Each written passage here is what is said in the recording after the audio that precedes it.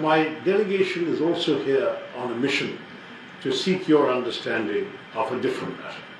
And I hope you will forgive me if I speak briefly on that as well. And then I will ask my colleagues to introduce themselves. So you see the range and diversity of political opinion that has come to Panama to convey this message. We have a 7-member delegation which covers 5 political parties and represents all parts of the country.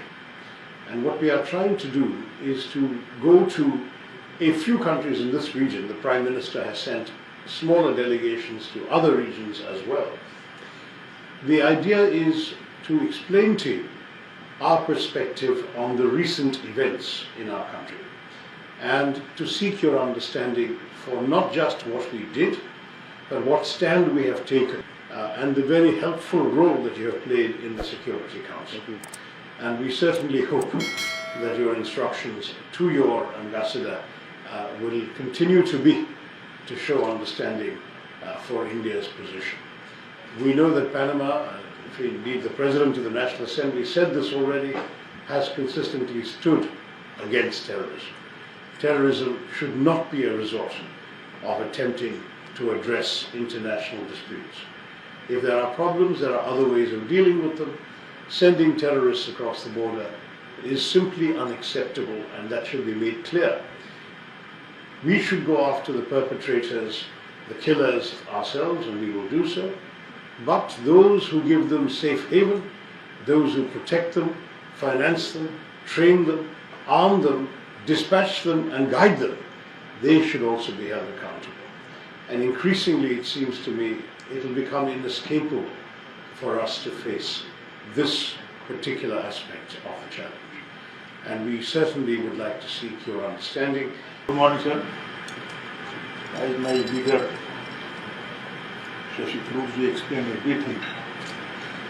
Although we have supported our cause, and no world will encourage this terrorism activities, extremist activities, and we are suffering since long these things.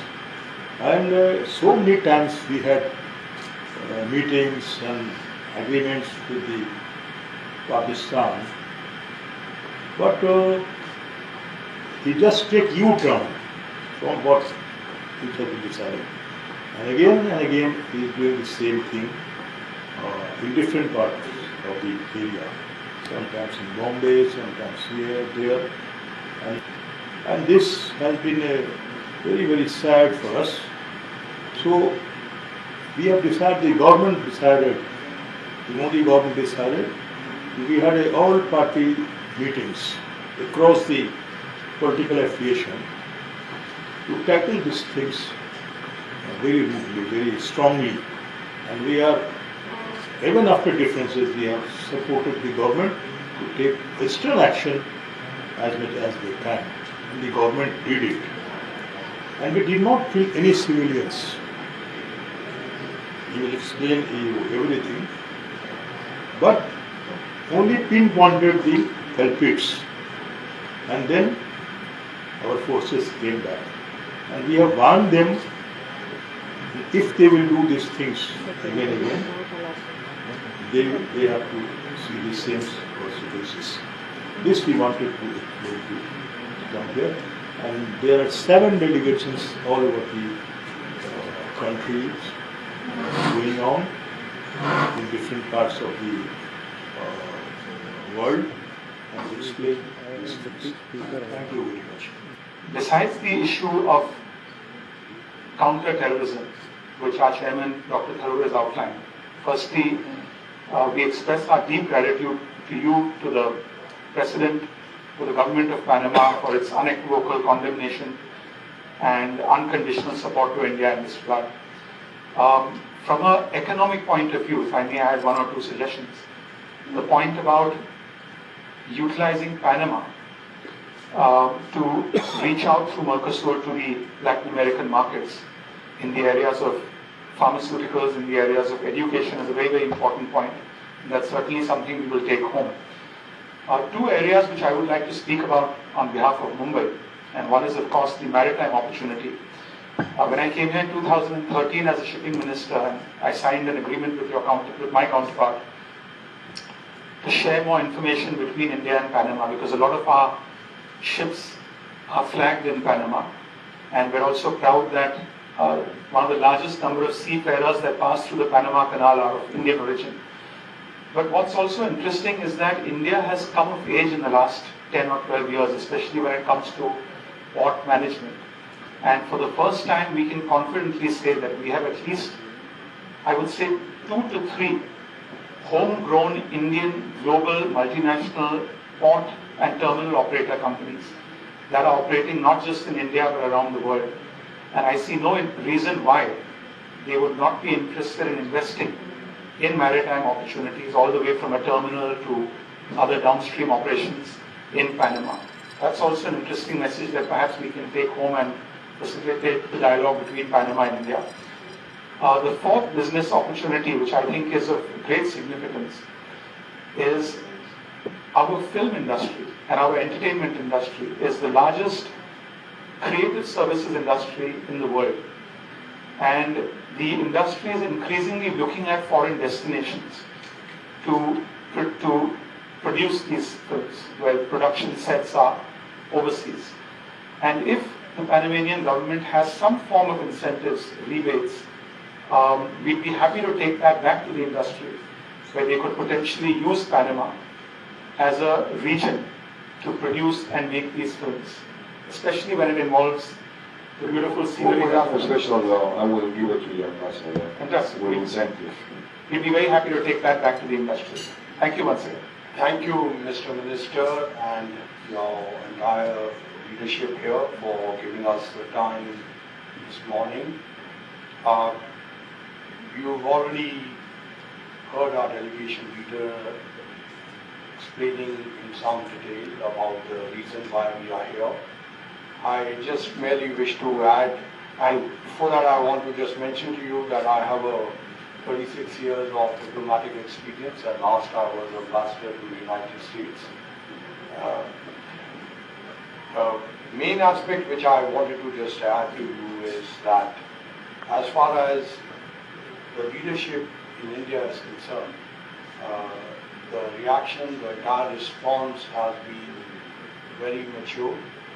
It's thought out, and I think terrorism is an issue which has global implications, and it touches us in a different way, and therefore Panama, being a Security Council member, needs to take a very serious view of that. On the second aspect, it's also connected, especially most of us countries are now focusing on the economic regeneration, and my colleague here has pointed out some of the areas in which there is a lot of scope between the private sector in your country and private sector in India collaborating together for development. And apart from this, you have also mentioned about pharmaceuticals, about technology, IT, digital are all parts of it. So therefore we certainly look forward, and we take your message back that Panama is open for business. And I would only add that at some stage it may also be good to do a roadshow in India to make people more conscious about what are the openings and opportunities. Thank you very much. Thank you, sir, for having us here today. We're really grateful that, when you have shown your support with India with respect to the stand against terrorism. We have been facing it for quite some time. Every time we have tried to do a lot of diplomatic discussions and try to, bring it to conclusion. But with respect to Pakistan, we have not seen a similar response.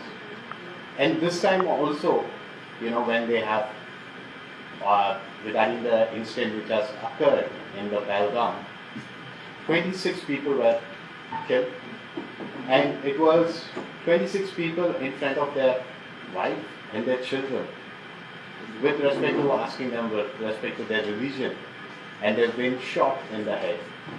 And this time India was like we had only a single voice. That was we are going to stand in all forms of terrorism. And we have retaliated, and in the retaliation also, we have carefully made sure that it was not an escalation, de-escalation. We have only identified the terrorist training locations, about 9 were located, and without any type of civilian disturbance or any sort of that, or the Pakistan military areas, they have only attacked on the terrorist training camps. And we have always been looking forward to, the other countries showing their support. And today we stand before you to give this explanation that furthermore, if any form of terrorism activity comes through Pakistan, we will definitely retaliate it. And we are very happy for you to show your support towards us. And thank you once again for having us here. So my name is Harish Madhu. I'm a member of Parliament, Lok Sabha. Which party?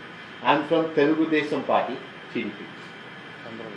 Andhra Pradesh. We have national parties and regional parties, and this party is currently the party in the government of the state of Andhra. I represent the state of Assam in the upper house. Assam is situated in the border of our country, which is surrounded by South Asian countries as well as Myanmar, and beyond that is China. So I think you understand the realities that a country can face when you have a hostile neighbor.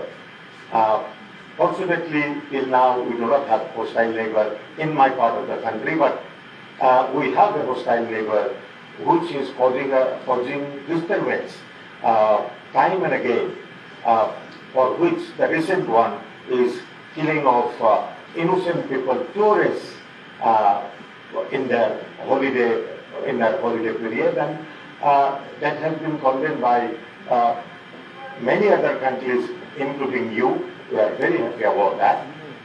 My delegation leader has already explained to you the situation, the background, and also the way ahead, what we expect from the Republic of Panama, and what in other cases what Republic of Panama can expect from us. That has been already mentioned by other members. So I leave it at that, and thank you for having us here. Good morning, Excellency. Thank you so much for having us here. I am Tejasvi Surya, Member of Parliament from Bengaluru, the IT and tech and startup capital of the country. Bangalore. Excellency, while members of the delegation spoke about what their cities can offer to India-Panama relation, since yesterday I have spoken to a couple of electric vehicle manufacturers from my city, because my city also happens to be India's electric vehicle capital. And like you are aware, the world over, especially countries that have electric vehicle two-wheelers on their roads, are greatly transitioning from their fossil fuel-based two-wheelers to electric vehicle two-wheelers. And Latin America is a very big market, and Panama can be an entry point for our electric vehicle manufacturers to enter the Latin American market. I am told today, when I sounded with a couple of them, that they're already doing some trials in Colombia, and they have shown interest to explore the opportunities that Panama can offer. I will take this conversation with our High Commissioner so that we can explore opportunities of how Panama can be the gateway to India's electric vehicle two-wheeler companies to the whole of Latin America. Excellency, if you would permit me one more minute, while we are all concerned and focused on taking our economic relationship much forward and strengthen it, we are, however, constrained to also bring to your notice the inevitable outcome, the impact of Pakistan-based terrorism, not just for our immediate geography, but for the whole world. I want to take this opportunity to bring to your notice that most of the terrorist attacks that have taken place over the last few decades that has emanated from Pakistan has not restricted itself to its immediate geography but has footprints all over the world. The 1999 hijacking of the Kandahar airplane was orchestrated by Pakistani agents. You are aware, Excellency, that Osama bin Laden was found in Pakistan's Abbottabad, where he found a safe haven. The 2005 London Tube bombings, of the 5 bombers, the investigations led to 3 of them being trained in Pakistan. The May 2010 New York Times Square bombing attempt, out of the 4 people who were apprehended, 2 of them were trained in Pakistan. November 2019, London, where 5 people were stabbed in central London, 2 of them were fatally, 2 of them succumbed to their injuries. A 28-year-old British national was of Pakistani descent and again was trained in Pakistan. January 2020, Paris attacks, an attempt to murder 2 people with a clever meat. This was again traced back to Pakistan. 2022, Excellency, there was an attacker with an armed pistol who took hostages in a synagogue in United States in Texas. The attacker, Malik Faisal, was again a Pakistani descendant. This is not an exhaustive list. The list goes on, Excellency. Iran, Sri Lanka, Paris. The point that I am trying to make here, Excellency, that our delegation through our leader is trying to make here, is that today it's an extremely interconnected world. And one nation's inaction against terrorism cannot be, or rather will be, a threat for all nations around the world. Panama today holds a very important position in the UN Security Council. We urge you humbly to please take cognizance of this very important fact about Pakistani terrorism as a global threat and support India's case. Thank you so much.